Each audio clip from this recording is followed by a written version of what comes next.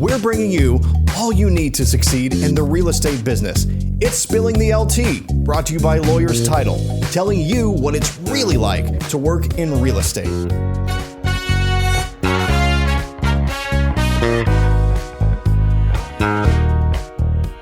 Welcome back to another episode. I'm your host, Tamera. Today, we're going to talk about the year ahead in 2024. But first, if you like my content, you're really going to love my escrow team. So give me an opportunity to have a conversation with you about your title needs. You can reach out to me on any of my social media platforms.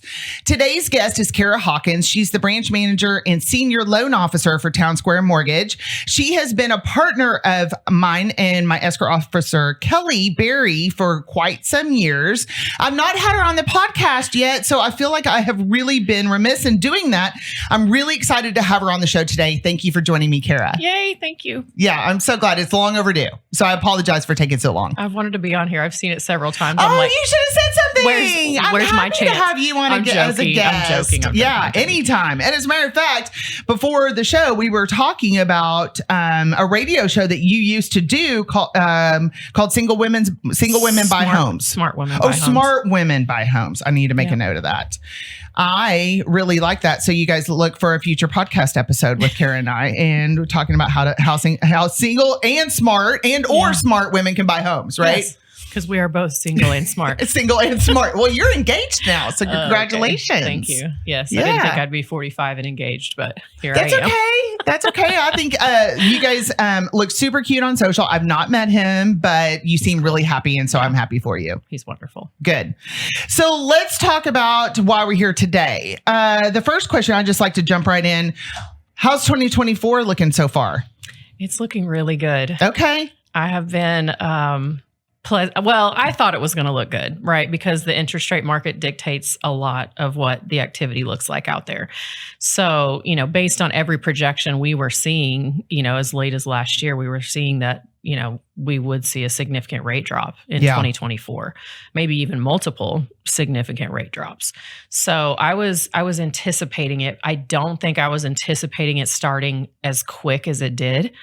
The week between Christmas and New Year's, when everyone doesn't really want to work. Yeah, there's not a lot going on typically. Really know where they are from a day-to-day basis. I was so busy. There were days I didn't get out of my desk for 8+ hours. Okay. I love hearing that. So it makes me so happy because Q4 was it was a little stressful, a little sleepy. Right. I said that I've been doing this for 22 years now, 23 years. And I told my kids and my fiance, this is the busiest I've ever been at this time of year, with the exception of 2021. That was just I can't compare. Yeah, we can't compare the COVID years. Yeah, unfortunately, we've moved on to a different type of market. I think we're going to see a similar market. You think this year? I do. I really do. Now, that may be just me. I mean, take it with a grain of salt. But we have so much pent up demand here in DFW that we do. Once those listings start to hit or people decide to start selling, they decide to start moving again because rates are dropping or, whatever various ancillary reasons. Mm-hmm. I think we're going to see a market that's comparable. I don't know that it's going to be quite as busy as 21, but I think it's going to be comparable. It will be nothing like 2023, in my opinion. Well, I have to look at, I already looked at my pre-COVID numbers, and of course we're way beyond that, way beyond that, which I'm very thankful and blessed to be able to say, of course, never take any of that for granted. But I agree with you. We're seeing a robust open order count for January. So we're super excited as well. Yeah. It hasn't quite hit. It's not translating to closings in January yet. No, right. It won't. But February, I mean, I was telling an agent this morning, my applications are up over 50%. Over 50%. From last month. Okay. At this point in the month. That is incredible. And we're midway through January. Yeah. Yeah, just to put a timestamp on it, since this will roll out in a couple of weeks, Right. Yeah. So I'm very, very excited. So that kind of leads me to my next question. So we're already up and running, right? Yes. But we do know that some of us are teeing up for our spring market, right? Right. We're already knee deep into the first of the year. So tell me, what kind of advice are you giving to realtors right now to make sure that they can capitalize on a super robust spring market, summer market, and have their pipeline full by then? So they've got to start whatever goals they set, whatever business plan they set forward. Yeah, that already has to be done. It has to be done. It has to be transpiring right now. It can't be, I'm going to do this in 30 days. It can't even be, I'm going to do this next week. It needs to start today, right? You have to start establishing your social networks, your circle, your sphere of influence, whatever that might be, whether it be, outward networking like face-to-face networking or your social media networking. Both of them honestly have to be done. But it has to be started right now. And, there's people with their wheels really turning right now that, okay, 2024 is going to be the year that I buy a house, right? Yeah. So we have to be in front of them right now while they're thinking about it, even though they may not purchase until, June, July, or whatever their timing might be. They have to be working and getting in front of those people right now, because those are the people that, are going to be their relationships in the future. So I see way too many people talking about goals, talking about their business plan. They're just not implementing it, and it has to be done right now, or else you're going to be 90 days behind for the rest of the year. Okay, that was a good golden nugget. 90 days behind. If you are not implementing today, you are going to be 90 days behind the curve. Because the purchase cycle is 90 days. Okay. So if you're not getting in front of people right now, getting those relationships established, getting those wheels turning, getting those people pre-approved, you're 90 days behind, right? Okay, so you said something interesting when we talked on our pre-podcast discussion, that you are making a minimum of 5 contact phone calls a day. No, I'm not making a minimum of 5. I am committing to speaking to 5 people. Okay, so how many dials it takes? Right. If it takes 100. Okay, I misunderstood that goal. Yes, no, it is. I am not logging off, even if it's 9:00. I'm committing to speaking to 5 new clients a day. And that has been, it was fairly easy last week. There was a day last week I didn't hit it. It was frustrating, but then I talked with 6 the next day. Okay. Right. But I say I didn't log off. I had to log off. Yeah, 9:00's a little late. I mean, you can call me, but I'm not calling clients at 9. But, a lot of times people want to schedule after work, which I get. They don't want to talk about their personal business at work. So it's a 7 or 8 o'clock call, whatever. But I've narrowed my business down to, I know how many people I have to talk to daily, how many applications that's going to turn into, how many of those people are actually going to qualify right now, to tailor that to how many loans I need to close. Well, and realtors can do the same thing. I mean, there's business plans out there that can drill down to how many phone calls you need to make a day, plus how many appointments you need to have a week in order to reach your closing goals, right? Absolutely. And I don't know that many do that. No, I don't know that many do it. I mean, I don't know that there's a lot of people that just don't even do a business plan or set their goals for the year, right? They just kind of wing it. But in this market, in order to capitalize at the highest percentage that you can, you've really got to get that down to the basics. And that's a lot of what everybody has been talking about. This is not, obviously this isn't a new to real estate conversation, but this also isn't a new to this type of market conversation, right? It's how do you stay top of mind? So drilling down and really being intentional about staying top of mind, now's the time. And you've got to be incredibly goal oriented and have your tasks broken down and do your time blocking and all of that. So yesterday I was teaching a class on business planning and goal setting. Okay. Oh, okay. Well, that's timely. Yes. So I just see this a lot, and I see it a lot with lenders. I mean, anyone in sales. Sure. We start to think that we're good, right? I've done a lot of business. I'm good. Right. So what I've done in the past works. I don't necessarily need to do anything different because what I do works. Did it work last year? No, it didn't. There was a point in time where almost all of us were struggling last year. That's true. Because we didn't do the basic things that it takes to be successful. So last year, in talking about getting back to grassroots, I think really good, successful people took a step backwards and started doing things that they had to do at the beginning of their careers, outbound calls. I saw a lot of realtors door knocking. People make fun of that, but it works. And it works. You're constantly, working on your business, right? So, I think a lot of people, hopefully, if they're smart, they took a step back and said, what's not working? What did I do early in my career that made me this successful? And hopefully they're doing those things and not just sitting back, just, waiting for the business to come. It's really interesting that you say that, because I have a junior rep with me now. Her name is Phoebe Toombs, and she's a firecracker. I'm super excited for her. She's going to do amazing.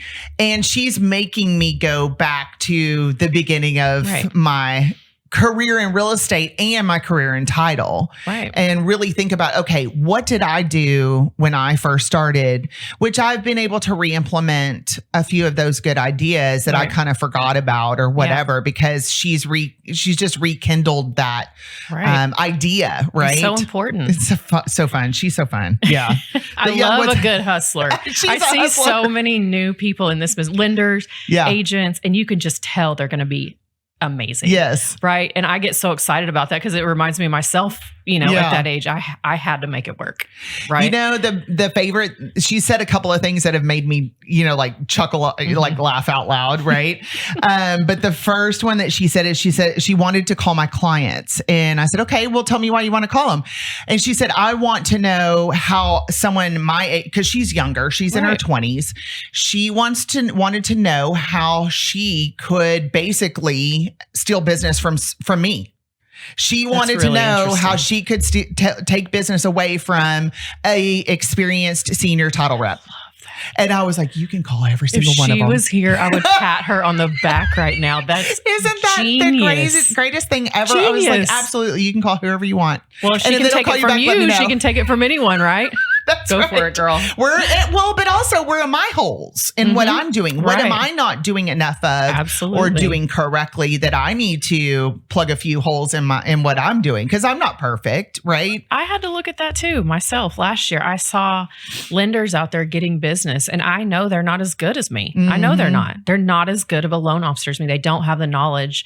They don't have the care that I do. And I saw them getting business that maybe had prior been someone that I worked with. So I had to do that. I had to take a step back and say, what am I doing wrong?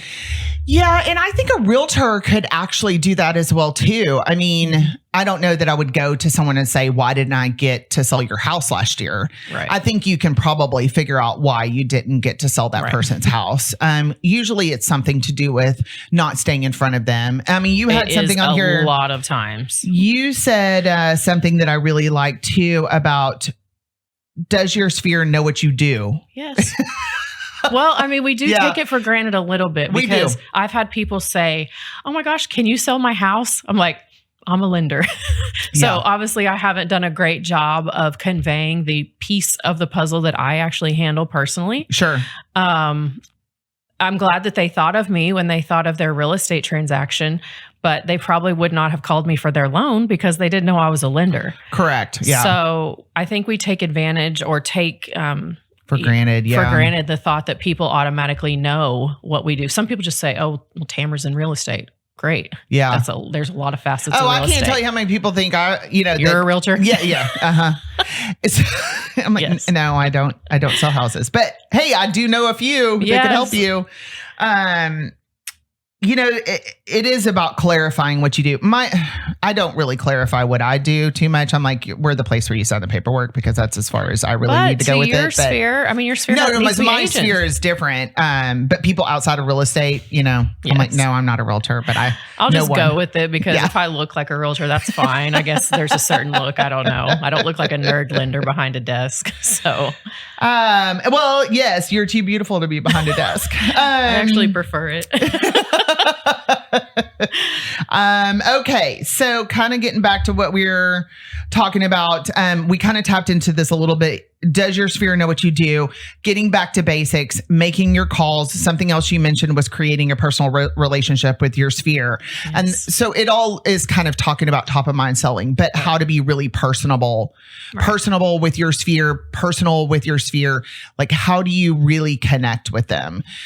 Tell me, are you doing anything special with that this year that would be great for realtors to steal and use in their own business that you don't mind sharing? I think we all get behind our computers and behind our social media and depend on that to do our work for us.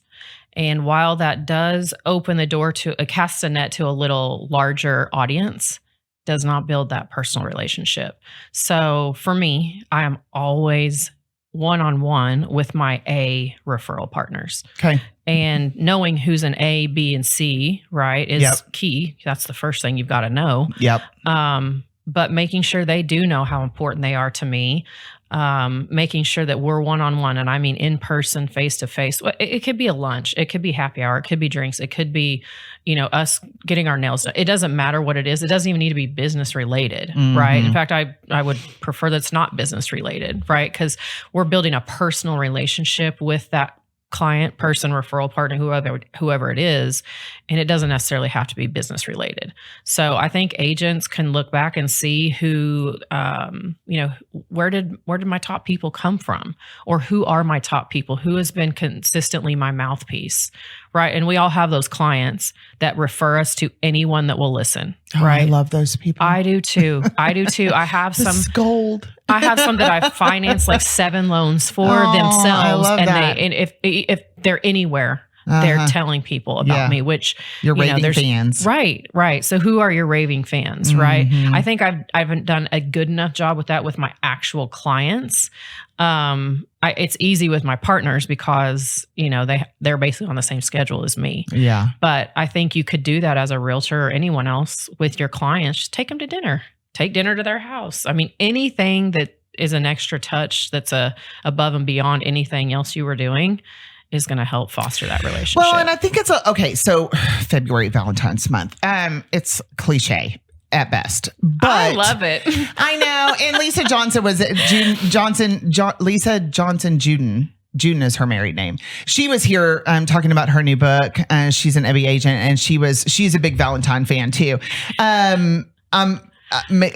I'm not engaged, Cara, so I'm a little bit. I've always loved it. I love holidays. I love birthdays. Any excuse to get gifts and celebrate. I'm here for it. Yeah. But I think it is a fabulous month to really show love on people. To love on people. Yes. And this will air in plenty of time for people to see that. And so that's something that I'm working on for February, especially with our lender partners, because we know that it's been hard for you guys as well as for us because the market has been different, but showing you guys some appreciation and figure out ways to help you continue to catapult your business as being a good partner on our side. So, I think February is a great month to be showing your people that you care about some extra love. I agree. Okay. I'm here for any sort of celebration, and especially for you, I mean, lenders are going to be a bigger part of your business this year, right? They keep talking about a little mini refi boom, but also, I mean, it is our job as a good title partner to continue to help figure out ways. I mean, we've talked about this a couple of times, figuring out ways to help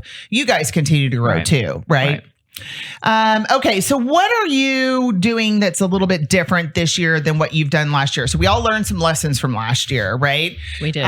Going back to basics, we talked about that, being more personal in your business. So I know we talked about your 5 calls that you're speaking to 5 people a day. Is there anything else that you're working on that's different this year?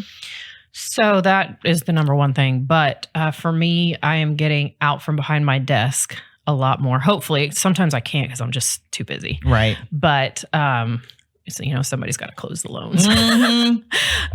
But just being more intentional with education, because I have a lot of knowledge in the time that I've done loans. I mean, I've closed 10,000 loans probably. I don't even know how many it is. I was counting it up the other day. It's like 1,000 loans over the last 4 years. Oh my goodness. So there's a lot up here. Yeah. And if I'm not in front of people or speaking with people or educating people, it's going to waste. Obviously, it's great on my own personal business, but there's so much that I can share. And I have learned a lot of things the hard way. I have struggled in business. I struggled last year in business when I shouldn't have. Right. So, just do as I say, not as I do in Yeah. a lot of cases. But getting out from behind my desk, educating, just like the class yesterday, right? The business planning, goal setting. I'm a hustler. I've always been a hustler. I've been a hustler when I wasn't closing anything. But, always being very intentional with my business, making sure that I don't make apologies for this, but my kids and my business are the center of my world. Everything revolves around my business. Yeah. If you look at your social media, you can tell that your family is incredibly important along with the people that you work with. Yeah. But I can't have those things with my family if I don't do well in business, because I'm a single mom. Right. So just, being a little bit more intentional. I've worked a lot harder this year with my goal setting and my business planning to really dig a little deeper on the why, because a lot of people's like, oh, my kids are my why, or my dog's my why, or my business is my why, whatever it's not specific enough. Right. So for me, just being a little more intentional with that why, because if you have a why that's very deeply rooted, the how will reveal itself. That's a really good golden nugget too, Cara, because I don't know how deep people dig on their why. I don't think they do. I've seen and that's your motivation. lately. Yeah. I mean, look, you're self-employed, right? As a realtor, and as a lender as well, you're self-employed. It's completely up to you to make your magic. Right. And so what is really going to motivate you? Right. And so drilling down to that's a really good golden nugget. Every goal has to be tied to your why. Yeah. Right. Or else it's not going to be, it's not going to carry enough weight for you to go through the hard times that it's going to take to accomplish that goal. Because you are going to run into roadblocks. Yeah. There are going to be hard times, like last year. I mean, we're going to run into high interest rates, and we're going to run into a market drying up, and we're going to run into low inventory. We're going to run into those things that are going to stop us from achieving those goals. So the why has to be so strong that it can take us over that hill, move us into the how are we going to accomplish this. So tell me what you said you were ramping up education. So tell me what your most highly attended classes right now, or what are realtors most interested in? Business planning. Okay. Business planning and goal setting. And I really feel like they should have already done that. I know, but if they haven't, now's got to get started sometime. Yep, that's right. That's right. I agree. So I've seen a lot of, I want to make more money this year. Okay. Oh, yeah, no. Okay. How are we going to do that? What are we going to do today that's going to lead into tomorrow, that's going to lead into this week and this month? How are we going to make more money? It's just like saying, I want to be in shape this year. Cool. How are you going to get there? So someone told me I was very aggressive yesterday, but I'm serious about my business. I mean, that's okay. Right? Yeah. I'm serious. And I want to work with people who are as serious about their business as I am. I agree. If that comes across aggressive, I'm sorry. I wasn't being pushy. I was just saying the business is not going to fall in your lap. Well, that's not but how this I also think having some passion about what you do is okay too. Sometimes but sometimes that as strong female women, right? Sometimes that comes across as aggressiveness. It's not really meant to be. It's just you're incredibly intentional and incredibly passionate, and that's okay. Yeah. And I'm a say it like it is person, right? And not to a hurtful point by any means. Sure. It's just let me help you. Right. Let me tell you the things that I messed up so you don't do the same things. Right. So, she didn't mean it like I was like attacking or anything like that. It was just no one's going to do this for you. You have to do this yourself. You have to take these steps. I can give you a plan book, but you have to implement these steps yourself. Well, and that just kind of goes back to you're self-employed and we've got to get motivated.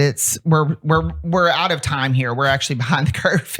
If we're talking about spring market, right? We're actually already behind the curve. Talking about spring market. So I think a helpful thing to tell realtors or tell our audience would be, what are the conversations that you're having with buyers right now? Like what's the most common thread of conversation or common denominator that you're having with buyers right now? I want to buy a house this year. How do I get prepared? Okay. What do I need to save? What does my credit need to be? I want to start early. So if there's anything I need to work on, I'll have plenty of roadway to do that. Some people are raring and ready. They've already found a house by the time I talk to them. that's a dream, right? Unless they don't qualify, that's not a dream. That's not a dream. It's a nightmare. That is a nightmare. But for the most part, it's just people preparing themselves. Very good agents will get their clients with a lender early, right? Okay. How early? Process. What is that? It's never too early. Look like? Ever. It's never too early. Okay. And the only time I ever say it's too early is if you absolutely know without a doubt your credit is perfect, and you absolutely know without a doubt that you've saved enough for down payment. What is enough? It depends, right? So you still need to talk to a lender. Yeah. To determine what that looks like, right? But for the most part, there's always things, even if their credit's good, we can always do some things to improve it so that it's the best. Okay. Right? Even if they've saved enough. I mean, I work with people who have absolutely zero saved. That's okay. There's programs out there. We got to find one, right? So we need some roadway for that.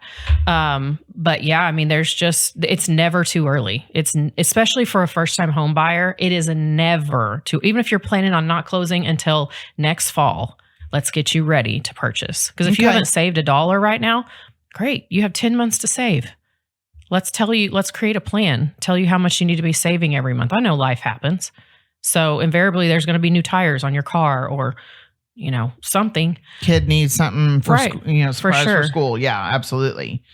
So we kind of touched on this, the pinup demand that we've got in our current market. So saving money to be prepared and working with an experienced realtor and a lender, those are a couple of things that we talked about too. I know you can refer people to a realtor. I apologize. But I think working with experienced people is also incredibly necessary. Yeah. I've talked about this before on the podcast, calling 1-800, give me some money is going to get you probably the best interest rate, right? Yeah. Or could get you the best interest rate. But I think what is incredibly important is that they work with someone like you that is local to our market and will really look at the whole picture to help them understand, because it's not just about interest rate. It's also about making sure that you can afford the payments long term, that you can afford the payments in the first place, but also when the taxes go up. Thank you. Taxes and insurance are incredible gains over the last couple of years. And now we're going to start seeing some people that can no longer afford to be in their home. Right. So someone like you is going to look like at the lifetime of their portfolio, what their trajectory looks like as far as earnings are concerned, and help them get into a home that they can actually stay in. Right. You're invested in their long-term success, unlike some of these other, I don't know what you call them, it's either a big box lender or it's an online lender. You're getting a call center. That's all you're getting is a call center, and they have the online sites where you just go and fill in your information and they spit out a pre-approval letter. What happens when you're self-employed and they haven't reviewed your tax returns? What happens when those bank statements show cash deposits and we can't use all the funds in the bank? Those things aren't accounted for. Oh, a friend of mine told me her kid got approved for like a $450,000 house with a part-time job. And he's in his 20s. And, I was like, he has no business. But first of all, that'll never happen, right? But second of all, have fun. That's not setting someone up for success, right? And that's what is so incredibly important about working someone with you, is that you're going to help them make sure that they get into a home that they can stay in. Right. Or that we get into a home, period. Because in that case, those clients would have been declined. Yeah. Right. So maybe they would never buy a home at all. Right. Maybe they continue to rent. It just takes that extra time, right? And that extra touch on those that a call center can't do. You care about these people. Yes. You're not just another loan application. They're not just another loan application. That's somebody that you actually care about and you want to have a long-term relationship with. Right. That's the difference, is you're going to keep in contact with them and you're going to want to, so you're going to do right by them. Right. Yeah. I mean, I've done loans for free for people just to make sure that they get in their home. Aww. I did it last week. I didn't want to. I didn't. Well, it's not. It always comes back. Yeah. Those things come back. I always put the good out there. It's going to come back to me in some way. I don't know when it will be. I don't know if it ever will, but I still put the good out there. Right. So, do we want to do the business that way? No, we don't. Did it have a circumstance where they wouldn't have gotten closed if we hadn't given up what we gave up? Yeah, unfortunately. So that family's in a house and they wouldn't have been before.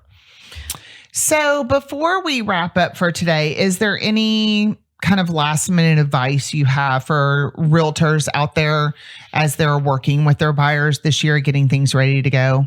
I do think the preparation conversation is probably the most important. Okay. If they already have a buyer, in their sphere that they're working with, preparation is key. But just continue to stay in front of them, because just because you have someone that you're talking with in January, if you lose contact with those people and they're ready in June, you're not going to be the first person they call, unfortunately, because realtors are a dime a dozen, lenders are a dime a dozen. Unfortunately, if we're not there in front of them when it's their time, we're going to lose out on that business. So don't assume just because you have a client right now that you're working with, that client is going to remain in your book of business when it's their time to be ready, unless you take the steps to stay in front of them. Okay, so the last two pieces of advice, very good advice to leave the audience with, is realtors, if you're working with a buyer, make sure that you get in front of a lender as soon as possible, like Cara, because we want to make sure that they're prepared to buy a house when they're ready. And then also realtors, make sure that you're staying in front of your pipeline, your sphere, right? So that you're top of mind when they are ready to buy or sell a house. Absolutely. Great advice to leave them with. Cara, thank you so much for being my guest today. It was a pleasure to have you on the show. That's another episode. Thank you for joining me. Again, I'm your host, Tamera Gady. If you like my content, you're really going to love my escrow team. So give me an opportunity to get a conversation going about your title needs and make it a great day.